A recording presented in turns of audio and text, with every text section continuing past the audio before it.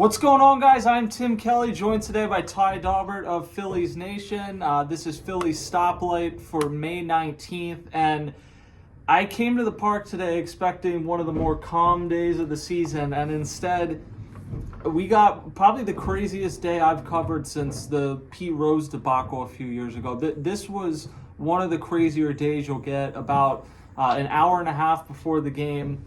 Really, we should take it back to last night because there were a few people on Twitter that I've not heard of, to be quite honest with you, that tweeted stuff last night kind of suggesting that a suspension was coming for José Alvarado. And obviously we didn't put it out there, but you take notice of it. And then Ty today noticed José Alvarado was not in the clubhouse. It kind of appeared like some of his stuff was not at his locker. And lo and behold, about 90 minutes before the game, Rob Thompson's pregame is delayed, and Dave Dombrowski emerges in the clubhouse and does a mini press conference announcing that José Alvarado has been suspended for 80 games for failing a performance-enhancing drug test. It was exogenous testosterone, which I have no idea what that is. The Phillies say it was a weight loss drug Alvarado took in the offseason. He failed only once, hasn't failed tests since then. The bottom line, though, Ty, is it really doesn't matter what it was, whether you think he was trying to get an unfair advantage, whether you think it really was a mistake, which José Alvarado did lose quite a bit of weight. It's entirely possible he took something unregulated in the offseason. It really doesn't matter. You're a professional athlete. You have to know what goes in your body, and he's now out for the 80 games, and beyond the 80 games, he's not going to be available in the postseason. Yeah, like you said, it doesn't really matter whether there's the intention. At some point you control what you take, and if something's on the banned substance list, you can't take it. And this puts the Phillies in a really tough spot, not only until August when he's able to come back, but I wrote today, José Alvarado, since 2022 when the Phillies snapped that postseason drought, they made it in the postseason for the first time in 2022. Since then, he's made more appearances in the postseason than any other reliever in baseball. They've been in the postseason these past 3 seasons, and he's been their go-to guy. Rob Thompson, he's kind of trusted José Alvarado all the way through the big outs, through the giving up the home run in the losing game of the World Series. But he's relied on José Alvarado in all different situations, and they've done that again this season. He's their go-to guy, and they're going to be without him for a while. And without him in October, it puts the Phillies in a really tough spot. You have to be responsible and know what's going in your body. He accepted the suspension, and this puts the Phillies in a pretty thin state in their bullpen. Yeah, absolutely. And I saw a few Twitter doctors say that, well, exogenous testosterone is used to build muscle mass, so it couldn't have been a weight-related thing. I don't know that that's true. It could have very well been. I don't think he went to the doctor and said, give me exogenous testosterone. I think that's probably something that was part in the drug that he took that was made him test positive for that. So regardless, though, like we said, it doesn't matter whether it was an honest mistake or not an honest mistake. You don't get the benefit of the doubt in most cases, and even if you do get the benefit of the doubt, you're still gone for 80 games. You're still not getting paid. I don't know how I feel about the playoff thing. It's a little weird. Jerks and Profar is going to have the same thing for the Braves here. Part of me is like, you serve your suspension, you come back, he's going to be available for the last 6 weeks of the season, and then you're not allowed to participate in the playoffs. Another part of me, though, is like, just don't do it, and you don't have to worry about this type of stuff. Yeah, I guess it's just an extra factor to really motivate people to stay clean, be on top of what they're putting in their bodies, because obviously for many years, it now seems like a while ago, they were too lenient and turned their backs on the way that things were going on with performance-enhancing drugs in the sport. Probably better to overcorrect than undercorrect, something like that when it comes to the punishments. And yeah, missing the playoffs is a big thing, especially when it comes to a team like this where they're a veteran team. They've been there a few times and they have World Series aspirations. And this is somebody who's helped José Alvarado. He's really helped them over the last few years in the regular season and playoffs, and he's not going to be their first team. Yeah, and Jordan Romano, the I guess the silver lining, After a nightmarish start, he has been elite the last 3 weeks, let's say, including closing out the Sunday 1-0 win over the Pirates, which we'll get to in a minute. 3 strikeouts, all 3 batters he faced. He's been great. You have Matt Strahm down there. But beyond that, it was thin with José Alvarado. It's even thinner now. Orion Kerkering becomes even more important. And then you're looking at some of these guys that you say, like Jose Ruiz and Carlos Hernandez, that have good stuff, but you're not really sure. You kind of need one of them to step forward in like a Jeff Hoffman manner. I would say after this news that relief pitcher is their number one need at the trade deadline, but it was their number one need before that, which shows you kind of how thin they are. And as Dave Dombrowski said today, they've had conversations with teams. You're kind of laying the groundwork at this time of the year, but you're not even close to the trade deadline. So even if you do make a major trade for a reliever, which I'm a little skeptical they will based off of how they've treated the closer position under Dave Dombrowski, but even if they do that, you're still months away from getting that guy. So you need to have guys step up internally in the meantime.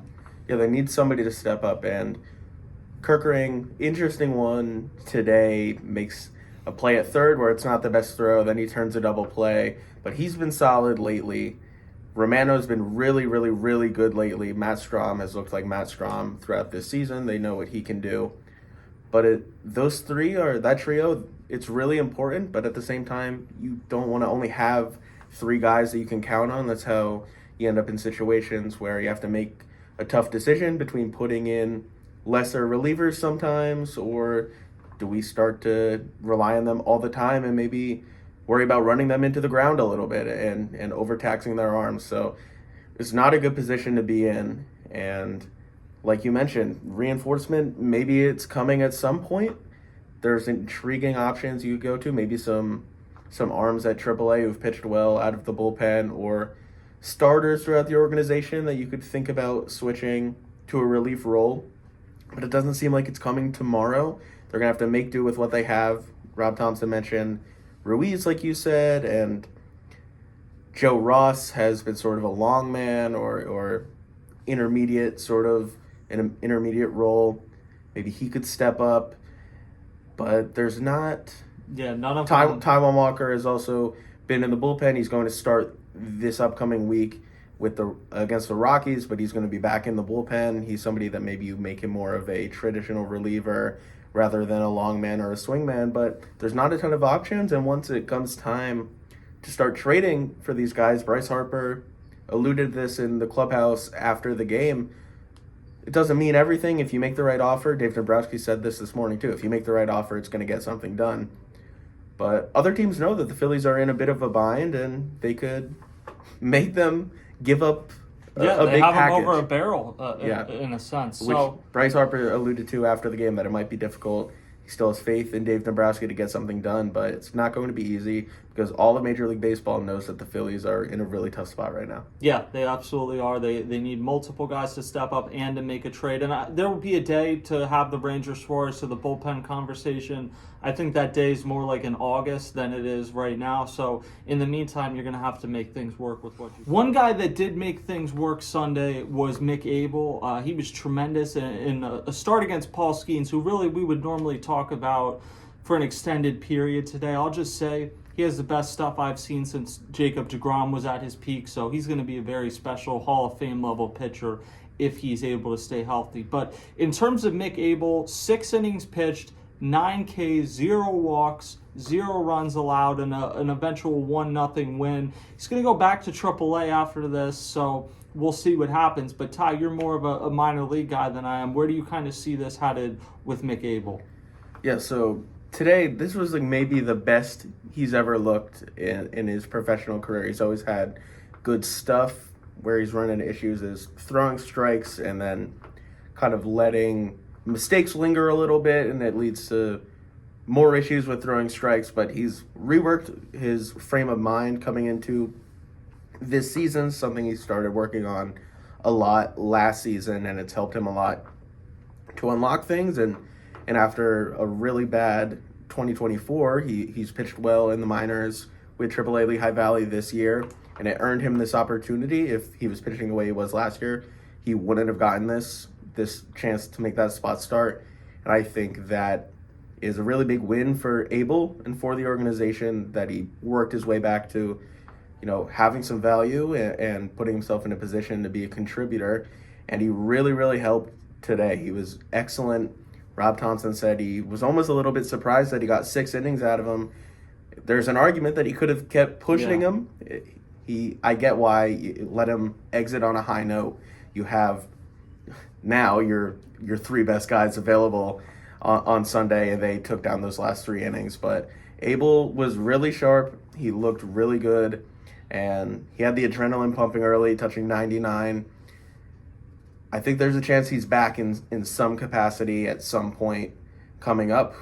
The Phillies probably have some decisions to make, especially they have to see how Aaron Nola's ankle progresses, but there's a chance that if Nola's out for a little bit longer, maybe you just put Taijuan Walker in the bullpen because you need bullpen help. And maybe Abel comes back up after, he has to go back down for 10 days or whatever it is, unless there's another injury. But yeah, Mick Abel looked really sharp, and whether it's back up in the rotation soon, maybe down the line, post-trade deadline, or even before that, now you have to get creative. There's a chance they can move him to the bullpen, but I would expect if he's going to throw the ball anything close to this, the Phillies would be wasting a resource if he wasn't up in the major leagues. Well, I am interested in the idea of potentially seeing him out of the bullpen. The thing, though, is as much as you need bullpen help, you value so much having starting pitching, especially controllable starting pitching. And I get it, 2 months ago, he had kind of become an afterthought, wasn't even really seen as a prospect anymore, but he's still only 23. If he's pitching this well, I get Andrew Painter is going to be in the picture at some point here in the not-so-distant future, but it would almost feel like a waste of resources to use him out of the bullpen, but maybe that's what you need, or maybe he becomes a guy that headlines a trade to get a reliever. I don't know. Either way, he was someone that not long ago you had kind of forgotten about, in a sense, didn't view as even a prospect anymore. And now he looks like someone that either could be a big part of your future and your present, or a part of getting you someone for your future and your present. So it's an interesting storyline and just a great story from Mick Abel. Yeah, and even if they switch him to the bullpen, that doesn't mean it's forever, because like you said, starting pitching is valued. It's the bigger value. So maybe you switch him to a reliever this year when you need it and you need some help there. And then you've seen that he can start in the big leagues, at least when he's at his best like he was today. So make him a reliever for this year, and then spring training and next year you make him go back and into the starting rotation and see what he has there. Yeah, it could be like a 2007 Brett Myers situation potentially, which is ironic because he probably just had the best major league debut by a Philly since Brett Myers. But the Phillies will now head out west. They're going to first head to Colorado. The Rockies came into the day 8-37. It's Ty's boy Bud Black was shown the door. Truly, this is overused, but like a really good baseball man. Probably was timed, but also he had nothing to work with. If there is one thing the Phillies could do to kind of put the Alvarado situation on the back burner, it's going to Colorado, which has been a pretty disastrous place for them to play, and potentially get a sweep. They have Christopher Sanchez in Game 1, Jesus Luzardo in Game 2. Taijuan Walker will return to the rotation, at least for one start. He'll pitch Wednesday, and then Ranger Suarez is in line to pitch Thursday. What kind of stands out to you in this series? Yeah, I think the one there now with all this pitching question and the fact that Rob Thompson mentioned Taijuan Walker as somebody maybe able to step up in the bullpen and play up, move up in terms of role. Seeing what Taijuan Walker does in that start in Game 3 of that series, it'll be interesting. It's almost like what happens if he goes out there and he pitches really well again. Yeah. They have this like quote unquote issue where they keep having all these starters who are throwing really well, and it's hard to fit all the pieces. So yeah, that'll be interesting, and then you kind of have to monitor how Aaron Nola is progressing, and that's the one that's kind of going to be interesting to me, to see how Walker throws the ball after they moved him to the bullpen. His outings were a little bit shorter, and now he has to go start again, and who knows, is he going to start again after that? Is he being moved to the bullpen? Is he the long man again, or is he going to maybe pitch the seventh inning once in a while? I think he's the one that's really, there's a lot of different ways this can go depending how everything plays out. So I'm interested to see what Taijuan Walker has in store. Yeah, and in theory, going to Colorado and then Sacramento and having to stay up late to watch it is not like an exciting road trip. But based off of where the Phillies are at in their season, they're playing really well of late. But there's a ton of storylines right now, and obviously this Alvarado thing, it's another wrench kind of thrown in that you didn't expect. So it should be, I don't know if it can top today, but it should be a really exciting, interesting road trip for the Phillies. We'll be here to cover it all on Patterson, and then obviously read Ty and Destiny and everyone on Phillies Nation as well. We will talk to you guys next time.